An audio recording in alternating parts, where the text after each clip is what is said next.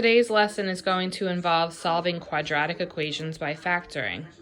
First of all, what is a quadratic equation?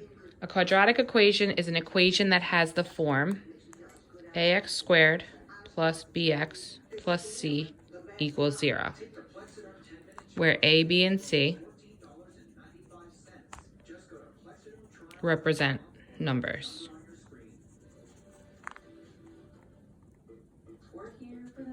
Basically, what that means in our own words is that a quadratic equation is an equation with a degree of 2, meaning that the highest exponent is 2. It has to have x squared in the equation.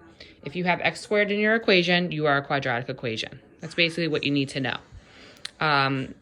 These quadratic equations should be in standard form, meaning that the exponents are going from highest to lowest. So you could see that the x squared, the highest exponent, would be in the front, and then x to the first is in the middle, and then the constant value with no variable is at the end.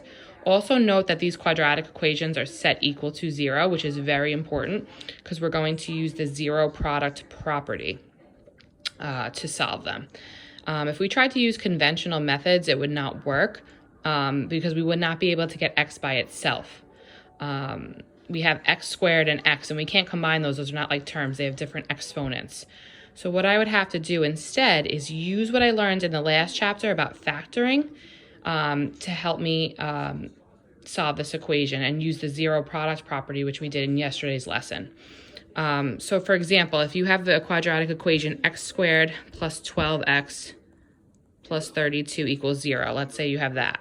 You could see it's a quadratic because you have x squared, and it's in this special form, ax squared plus bx plus c equals 0. Again, you have to make sure it's set equal to 0, which this is. All the problems today in today's lesson will be set equal to 0. If there's something that's not set equal to 0, we'll learn how to do that tomorrow. So what you need to do to solve this, again, we can't use conventional methods by isolating x because you have x here and here, and there's no way to combine those. They're not like terms. So what we do is we factor the expression. Now, factoring can mean a number of things. It could mean GCF, it could mean dots, it could mean the diamond method. There's so many different methods we learned from the last chapter. If you take a look at this expression, this would be considered the diamond method. All right, so I have to find two numbers that would add to 12 and multiply to 32. All right, so let's think. How about 8 times 4, right? 8 times 4 would give me 32, but 8 plus 4 would also give me 12. So that's how I would factor it. So I would factor it as x plus 8 and x plus 4. And I bring down my equals 0. All right, now I use my zero product property.